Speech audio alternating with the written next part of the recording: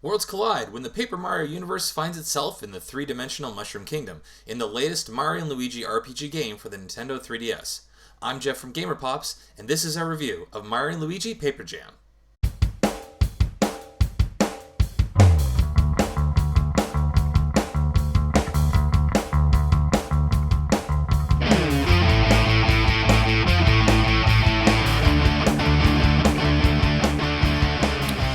Mario & Luigi Paper Jam is the fifth and latest installment in a series of role-playing games featuring Mario and Luigi. Typically, these appear on the portable Nintendo system, this one appearing on the Nintendo 3DS. The story is pretty much, you can guess what it is. It involves Bowser and kidnapping Princess Peach and, having Mario and Luigi having to fight through everything. But there's a little extra wrinkle this time because the universe of Paper Mario, which is another series of typically RPG games from Nintendo, has been sort of brought into this one. I won't spoil how that happens, but just know that the worlds have basically collided, and the Paper Mario and, by extension, all the Paper Mario baddies have found their way into the three-dimensional Mushroom Kingdom. So now, essentially, there's two of everything. Two princesses being kidnapped by two Bowsers, and two Marios to save them. Not sure why there's not a Paper Luigi, but maybe three was enough. As far as Nintendo was concerned.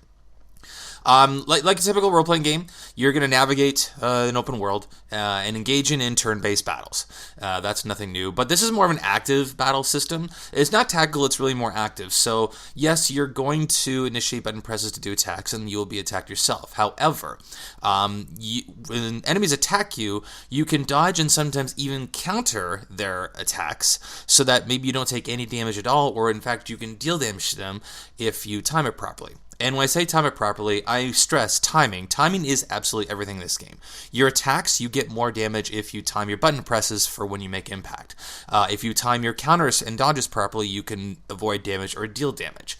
So it's more active in that sense, so there's definitely more action involved, even though there's still a turn-based aspect.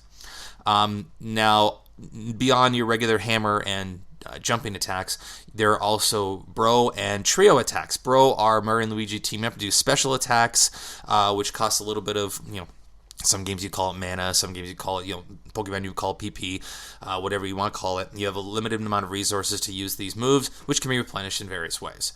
Trio attacks work the same way, but they involve Mario, Luigi, and Paper Mario. And the new trio attacks are pretty cool. Sometimes you fly a kite and hit them with it. Sometimes you throw a shuriken. Sometimes I won't go too far. Or one more, you hit a ball against the wall with a racket, for example. And that you can deal more damage that way to more enemies, depending upon the type of attack. Obviously, Paper Mario's been brought into things so that wrinkles things up a little bit. Sorry. Another part of the battling aspect is something called battle cards, which basically gives you free attacks or defenses or buffs or increases or decreases to stats, depending upon what cards you play. And the points for these are gained by basically making attacks. So all in all, and those don't use up a turn either, so they're essentially free to use if you have enough resources to use them. The game is fairly easy to pick up, and it will introduce new concepts fairly slowly, but as opposed to the last game I played in this series, which would have been Mario & Luigi Dream Team, this one will hold your hand only as much as you want it to be held. So if you have played these games before and you have a rough idea how the attacks work, you can pretty much skip that and go right into the battles and not worry about it. All in all the time, there's a battle guide that's available for you to see how to do certain attacks and counters and whatnot if you're not sure. And any new attacks that you get will also be explained there as well. And you can choose to review these, you can choose to have a demo of them, you can choose to practice them, which is really nice because especially when we get some of the timing-based attacks, it really helps to do it 5 or 6 or 20 times, as it were, to really nail it down. So it's easy to pick up. Like kids, like my kids are all 6, 8, 12, whatever. They had no problem figuring out the game fairly quickly. Now we will present a challenge later on as you go along, so it's not easy so much, depending upon how skillful you are. This game uses a lot of humor. It breaks the fourth wall on a fairly consistent basis. There's some really funny lines, just seeing how the characters interact with each other, seeing how the paper baddies interact with each other sometimes. Like, all characters are, it's very light, very fluffy, very funny type of stuff. Again, very kid-oriented in terms of the story and the dialogue between all the different characters. And it's an RPG, so it's going to be grindy.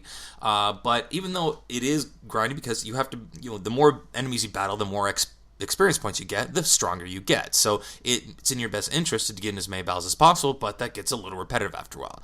Fortunately, as you go through different areas, the enemies change up, which means you have to learn new, their attacks, the way they attack. You have to learn those patterns and be able to counteract those as well. So it doesn't feel as bad as other role-playing games that I played in the past. I mentioned paper. Mario and the paper enemies add new wrinkles. They're a little bit more susceptible to damage, but they can copy themselves, so that they add just a different aspect to the battle, which really makes it kind of neat. So if you have a little bit of fatigue from earlier games, the paper stuff really does change things up a little bit. It also adds papercraft battles, and I love the use of Toadette here.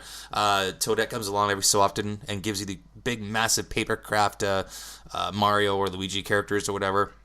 To battle against bad guy papercraft characters with. And those are more in a three-dimensional space, and that changes things up nicely too. The game is pretty long. Like, you're going to go 30, 40 hours in the story mode, and it could be longer depending on how much you want to grind your experience points to get more powerful as you go. So there's certainly no lack of depth for this game.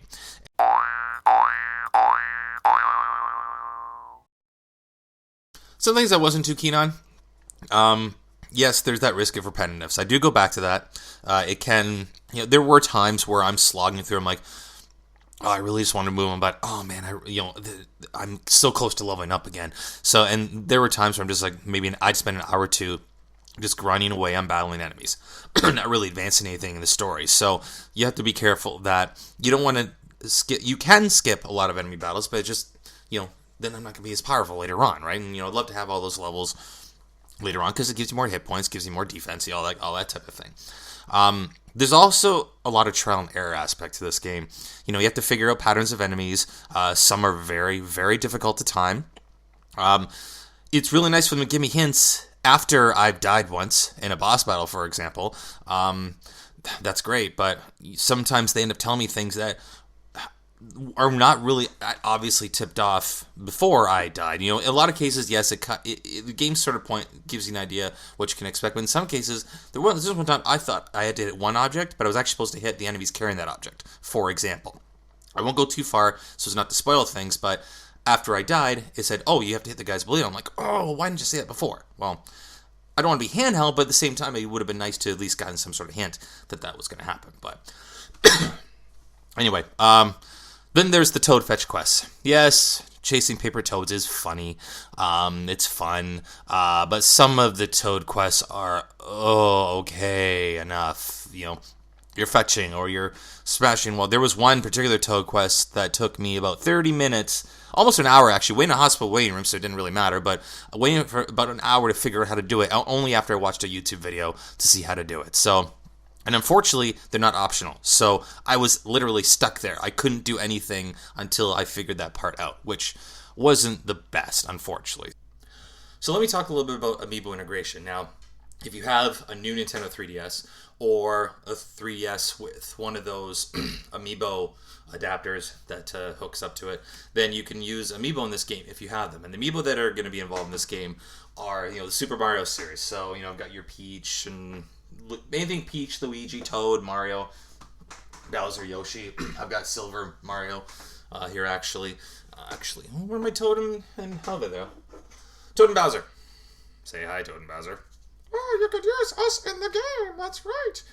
Yes, you could even use me, even though you're fighting against me all the time. Not really sure how that works. Why would I help you? I don't know. Why would you help me? I don't know. Come here, Toad. Ah! Sorry. Anyway, basically these are... The best way to explain these is they give you extra battle cards, again, free for you. So there's a little bit of a pay-to-win aspect of it, but it's not like egregious like a free-to-play game would be pay-to-win. You don't need to use these. I've gotten through most of the game without ever using them once, probably to my own detriment, where I probably could have used them a few times, but they're just more free battle cards that you're available to use. They don't cost you any star points or anything along those lines. So they just give you boosts, just like the other battle cards do.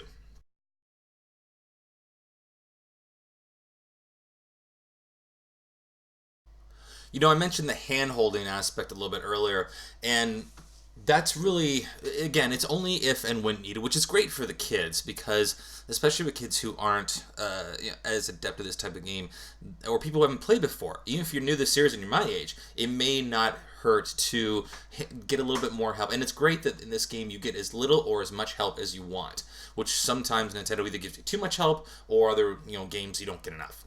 So that's nice. Another thing as well that's great for kids, especially for my 6-year-old, there's assist modes in battles and easy modes, which do things like give you more time to pull off those difficult timing patterns. That tells you, and I use this all the time, the assist mode, where it'll tell you which Mario, Luigi, or Paper Mario is going to be attacked.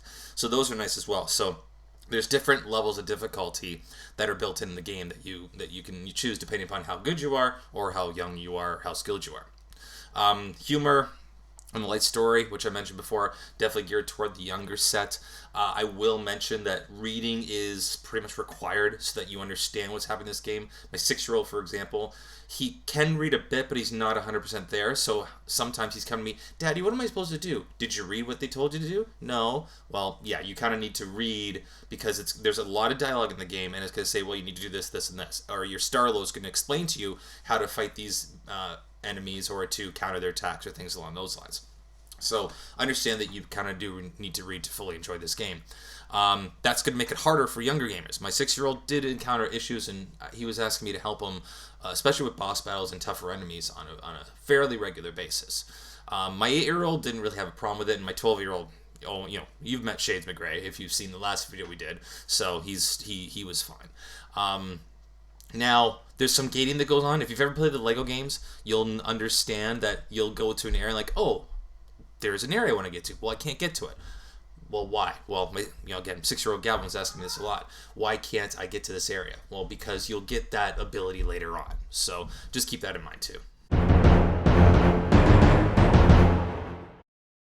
So all in all, Mario Luigi Paper Jam, very enjoyable, light RPG, fair type of game. It's not going to be hardcore RPG, so it's good for young kids. But honestly, as a 40-year-old, I enjoyed playing it myself. Actually, put at least 35-40 hours in the game almost by the time you're watching this. So the